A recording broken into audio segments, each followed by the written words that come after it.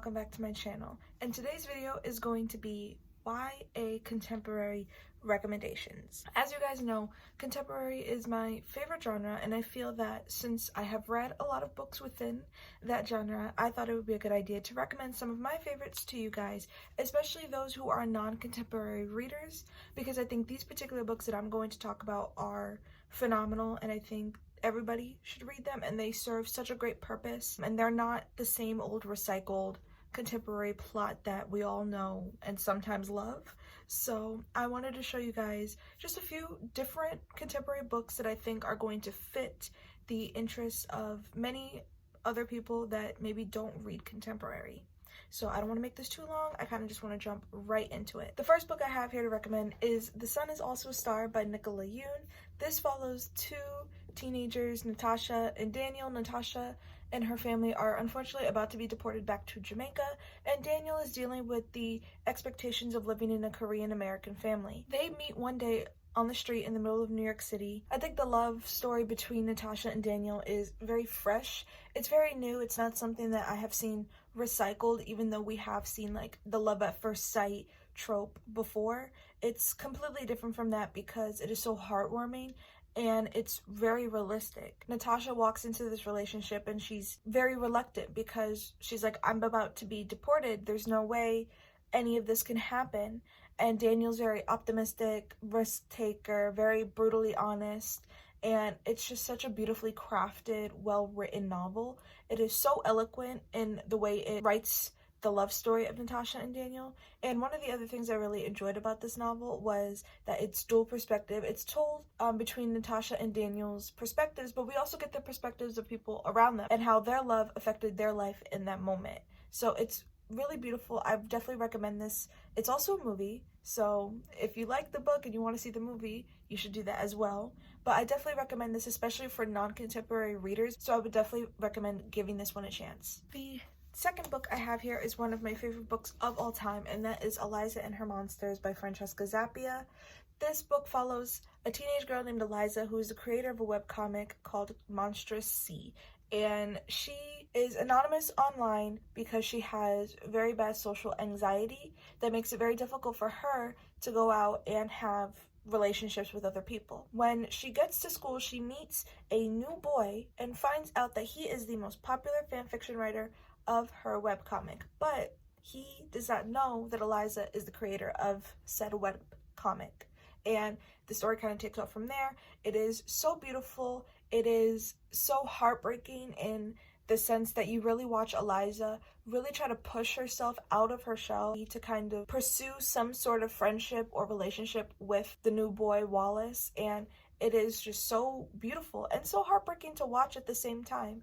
I really enjoyed just how beautiful this novel is written and the depiction of anxiety itself, because I have anxiety, and to see another form of disability represented in a fiction novel, but for it to be done in such a realistic and true way, speaks a lot, and I think a lot of people can relate to Eliza in that sense. So I definitely recommend picking this book up if you maybe yourself have anxiety and you want to read about another character who does. If you are just interested in the plot and what's going to happen, you definitely should pick this up. And I also really love the cover with the two little characters. It is so pretty. The next book I have here is one of my favorite books of 2020, and that is The Black Flamingo by Dean Attia. And this is a Stonewall Book Award winner. We follow Michael, who is half Greek, half Black, and he is also struggling with his sexual identity as well as his gender identity. So this book is kind of about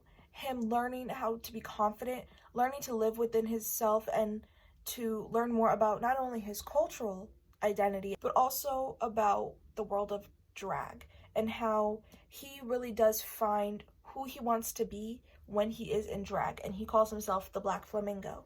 So I think this book is absolutely beautiful. It is written in verse.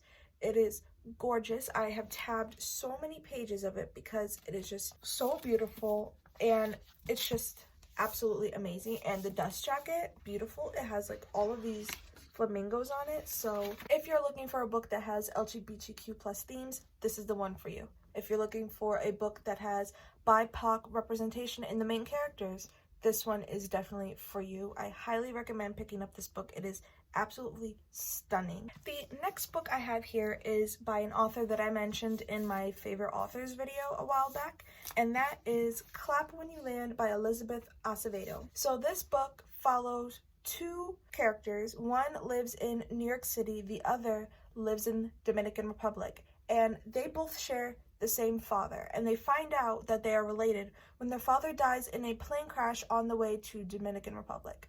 And that is kind of like where their story comes together, and it is just so heartbreaking and so beautiful because you see these girls living completely different lives and with completely different families, but they come together to mourn the loss of one single person, and it is so beautiful. And I would definitely put a trigger warning on this for like sexual assault, sexual harassment. This book is written in verse with dual perspective. So we get Camino's perspective and we get Yadia's perspective. This book is another book that is also very pretty without the dust jacket. So we have the book. This is so beautiful, you see, so beautiful with all the palm trees supposed to represent the Dominican Republic for its island and the tropicalness that it is. And then you turn it over, beautiful spine, and then boom, so pretty, and it matches like the cover. Oh, it is just beautiful. But I highly recommend this book because one, Elizabeth Acevedo wrote it, so you know it's going to be good, and second of all, it is just such a wonderfully written novel. And if you like this book, I highly recommend checking out her other two books, The Poet X and With the Fire on High. Both of those are chef's kiss. The next three books I have here are books that I do not have with me physically, but I have read them. And the first book I want to talk about is History's All You Left Me by Adam Silvera. This book follows a boy named Griffin who just recently lost his ex-boyfriend Theo to a drowning accident. And he's completely heartbroken because he believed that one day he and Theo would get back together. And unfortunately, that was never going to happen. So he reaches out to his current boyfriend, Jackson, and tries to kind of mend the brokenhearted feelings he feels, not only from the breakup, but from Theo's death. And it is just extremely heartbreaking and extremely sad. I will definitely caution this, that if you're going to go into this book, it's not happy by any means. It's not going to make you feel any positive emotion. It's going to make you cry or just be very upset. I didn't cry reading this book because I'm not a book crier, but I definitely felt the emotions. I felt like I was going to cry at one point. So I would definitely caution this book with, it's not happy, don't go into it being very happy. But I highly recommend this book because it is so beautiful. I think it's a very good example of Adam Silvera's writing style and how articulate and how beautiful he writes his characters. His writing is just scrumptious and beautiful. So I definitely recommend picking this up if you are looking for a more sad YA contemporary, something that doesn't have such happy and positive themes, because I know this one is very different. The last book I want to talk about today is one of my favorite books. I'm very excited, and it's by an author that a lot of people know and a lot of people loved. She's the author of the Shatter Me series. So let's just get right into it. This book is A Very Large Expanse of Sea by Tahira Mafi. This book follows a young girl who wears a hijab, and she is Muslim, and she is living in the time of crisis, essentially. This is right after 9/11 happened. This book takes place in 2002, and this is immediately after the aftermath of 9/11. And she is dealing with a lot of racism, a lot of Islamophobia, a lot of violence towards her and her family and people who look like her. So she is dealing with all of these very harsh and real realities, but she finds solace in breakdancing with her brother and their friends, and it brings a new life to her and a new purpose for her. Through all of this, she meets a boy named Ocean who sees her in a way that nobody else has ever seen her before, and it is scary for her.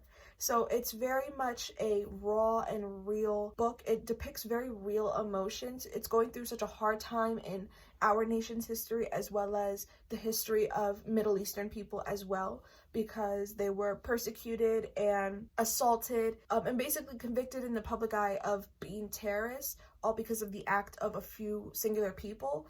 So it's very emotional. So I think it's a very real novel that should be read. It should be on people's radar. I think it's absolutely beautiful, and although it doesn't go into super duper real depth about like those particular themes, it is still just as beautiful, just as heartbreaking, just as hopeful. I've never read a book that like gave me so much hope, so I definitely think that this is one that everybody should read. It is absolutely stunning, and please, if you read nothing else on this list, please read this book. Those are all the books I had to recommend today. Please let me know if you liked these style of videos. I might do more. I've read tons of YA, so I could definitely give some more YA recommendations and maybe even some adult recommendations. So please let me know down below if that is something that you would be interested in seeing. Thank you so much for staying to this video. It means so much to me. If you liked what you saw today, please like, comment, subscribe. That helps me out a lot and lets me know that you guys are enjoying what I am putting out. Thank you again so much for watching. I hope to see you guys next week. Have a wonderful day or night, and I will see you soon. Mwah. Bye.